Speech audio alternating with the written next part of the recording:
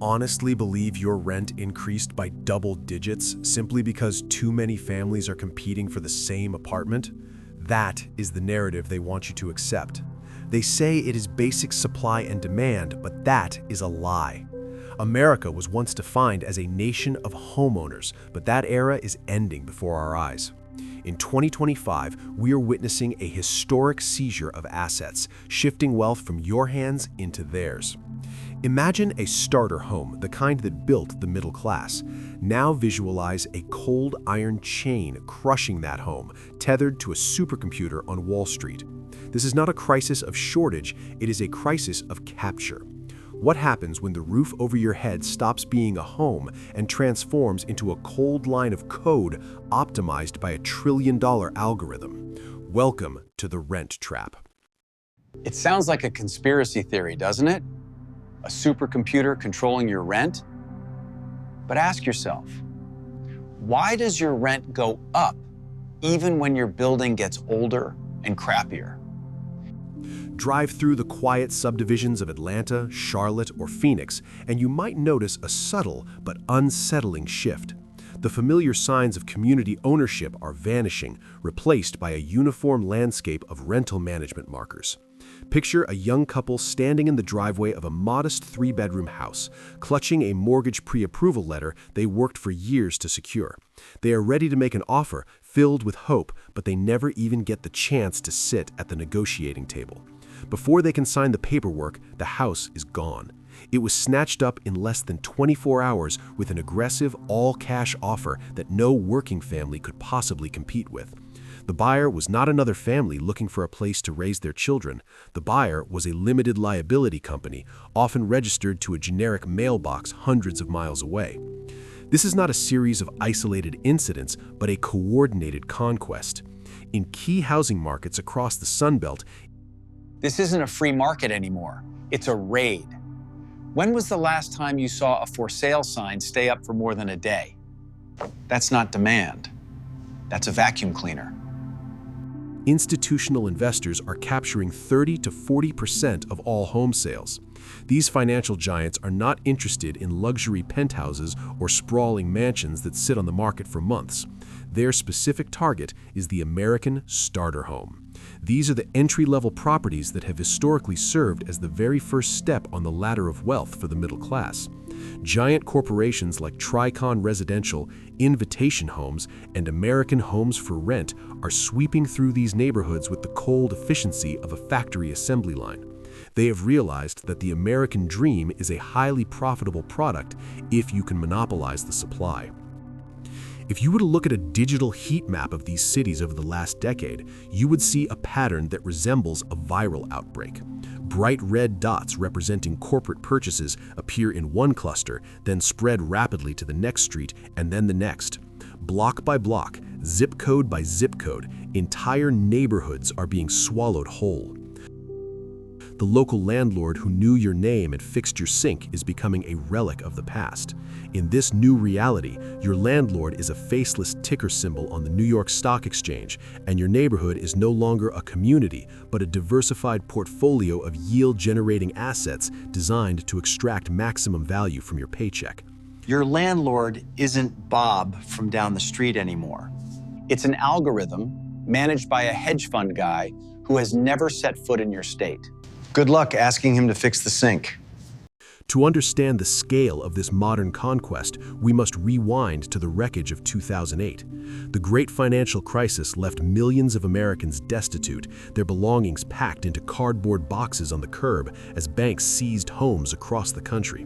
Neighborhoods from Nevada to Florida were dotted with foreclosure signs, creating a vast inventory of empty houses that threatened to drag the economy into an even deeper abyss. The federal government, holding the keys to hundreds of thousands of these distressed properties through Fannie Mae and Freddie Mac, faced a critical fork in the road.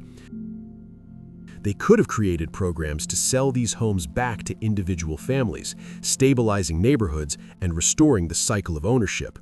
Instead, they chose a path that prioritized speed and efficiency over the long-term health of the middle class. In a move that paved the way for the current crisis, the government initiated a pilot program to sell these foreclosed homes in bulk. They did not sell them one by one to carpenters, nurses, or teachers.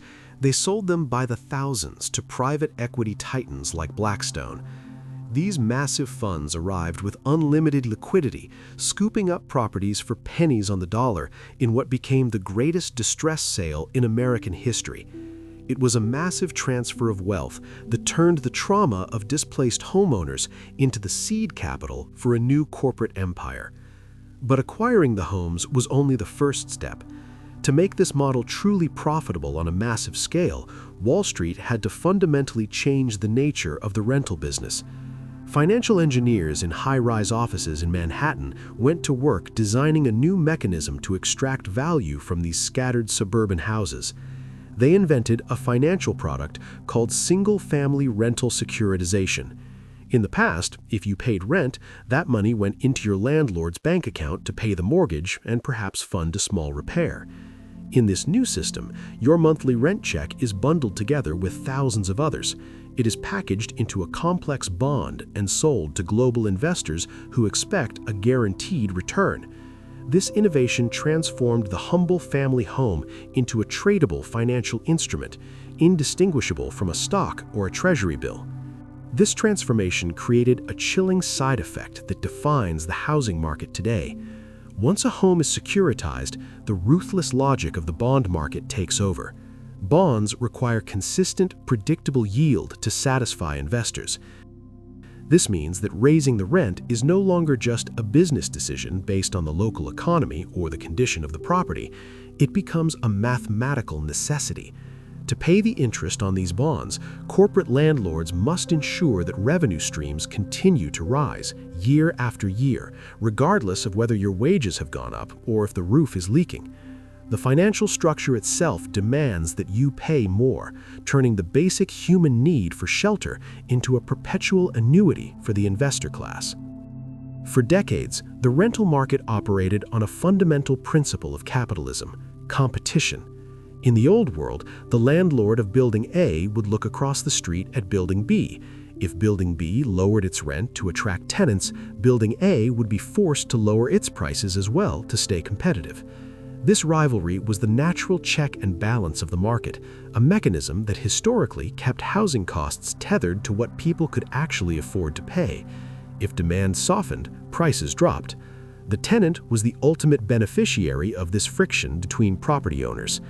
But today, that competitive safeguard has been dismantled by a silent third party that has entered the leasing office. Enter RealPage and its algorithmic pricing software, YieldStar. This technology has fundamentally altered the relationship between landlord and tenant by removing human empathy and market competition from the equation. Instead of landlords competing against one another for your business, they are now effectively colluding through a centralized database. Major property management firms feed their private proprietary data regarding lease rates and lease terms into the RealPage system. In return, the algorithm processes this massive trove of information and dictates a specific price for every unit. It tells landlord A and landlord B to simultaneously raise their rents to $2,000, regardless of whether they have empty units sitting vacant. This effectively creates a digital cartel. In a traditional cartel, rivals meet in secret to agree on fixing prices, which is a federal crime. In this modern iteration, they simply outsource that decision to the same algorithm, achieving the exact same result without ever having to shake hands in a smoke-filled room. The software creates a unified front, where landlords no longer need to undercut each other. The algorithm explicitly advises them that it is more profitable to leave units empty at a higher price point than to lower the rent to reach full occupancy. It prioritizes the maximization of revenue over the housing of human beings, artificially constraining the supply of affordable units to force the market rate upward. Investigative reports from ProPublica and filings from the Department of Justice have unearthed the stunning philosophy behind this technology. The software is designed to override the landlord's natural instinct to negotiate or offer deals during tough times. One RealPage executive was famously quoted stating that their product is designed to give landlords the courage to raise prices even when they're scared. This reveals the true purpose of the machine. It is an engine of artificial inflation designed to squeeze the maximum possible amount from renters by eliminating the fear of vacancy. What we are witnessing is not the magic of artificial intelligence optimizing a service. It is classic price fixing, laundered through a black box to look like innovation, turning the basic necessity of shelter into a rigged game where the house always wins. There is a bitter irony buried deep within this financial architecture, a twisted joke that most victims never realize is being played on them. We tend to imagine the capital behind these massive corporate landlords comes exclusively from faceless billionaires or foreign oligarchs. While that is partly true, a terrifyingly large portion of the money used to buy up your neighborhood actually comes from you. It comes from the retirement savings of public school teachers, firefighters, police officers, and union workers. Here is the mechanics of the trap. Major pension funds are legally obligated to grow their assets by roughly 7 to 8% every year to ensure they can pay out benefits to retirees. In a world where safe government bonds yield very little, these funds are desperate for higher returns. To find them, they hand over billions of dollars to private equity giants like Blackstone, trusting them to generate the necessary profit. Blackstone then takes that capital and deploys it into the single-family rental market, purchasing homes and aggressively maximizing rents. Consider the life of a public school teacher renting a home in a suburb owned by a private equity firm. Every month, a portion of her paycheck is deducted for her pension. That money is sent to Wall Street. Wall Street uses that very capital to outbid her for a home she might have wanted to buy. Then they charge her rent to live in it. When the corporation raises her rent by 20%, she struggles to make ends meet. But on paper, her pension fund celebrates a successful quarter. The profit extracted from her monthly struggle is cycled back into her own retirement account. We have built a cannibalistic financial loop where the working class is unknowingly financing their own disenfranchisement. You are not just fighting a landlord, you are fighting your own money weaponized against you in a war for shelter. We are witnessing the dawn of the usership economy, a radical restructuring of society where the fundamental concept of private property is being dismantled piece by piece. The marketing slogans tell us that freedom lies in flexibility, in the ability to subscribe to a lifestyle rather than be tied down by it. We stream our music, we lease our cars, we subscribe to our software. But when this model is applied to the roof over your head, it stops being a convenience and becomes a prison. The transition from a society of owners to a society of permanent renters marks the end of the American middle class as we know it. For the last century, the 30-year fixed-rate mortgage was the primary vehicle for wealth creation in the United States. It was a forced savings account that allowed ordinary workers to build equity simply by living their lives. That equity was the nest egg that funded dignified retirements, paid for college tuitions, and served as the inheritance passed down to children to give them a head start at life. It was the mechanism that prevented the gap between the rich and the poor from becoming an unbridgeable canyon. By removing housing from the equation, we are severing the only link to generational wealth for the vast majority of the population. Without assets to pass down, the children of the renter class start from zero, while the children of the asset-holding class inherit empires. Beyond the economics, there is a profound psychological toll. To be a tenant in a corporate-owned world is to live in a state of perpetual insecurity. A home is no longer a sanctuary where you can plant a garden, paint a nursery, or age with dignity. It becomes a temporary service, revocable at the end of a 12-month contract. The fear of non-renewal hangs over every family dinner. You are essentially a guest in your own life, subject to the whims of a remote asset manager who views your existence solely as a line item on a spreadsheet. Visualize a time-lapse of a family sitting in their living room. Watch as the parents turn gray and the children grow up. As the years speed by, invisible labels begin to appear on everything around them. The car in the driveway is leased, the smartphone in their hand is a subscription, and finally, the walls of the house itself are stamped with the property tag of a global conglomerate. In the end, the family vanishes, leaving behind nothing but a lifetime of receipts.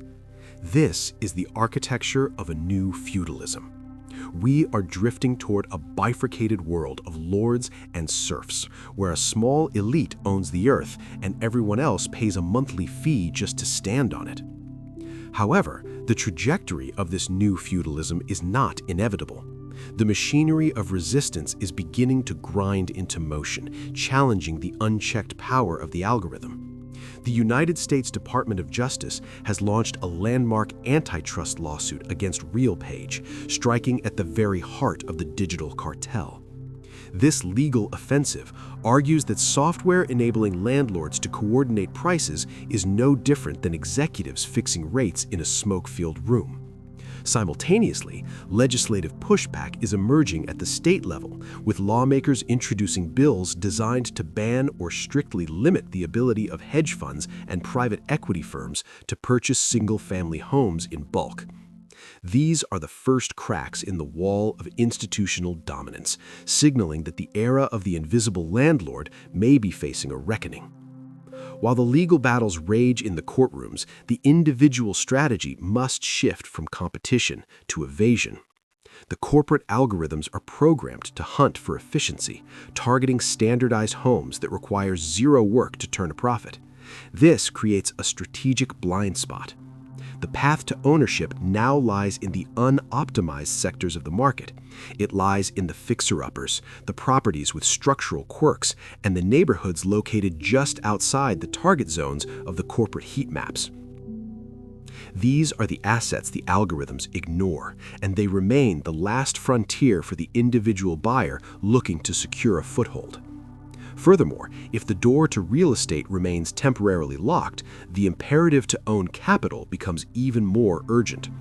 To survive in an asset-inflated world, one cannot hold wealth in a depreciating currency.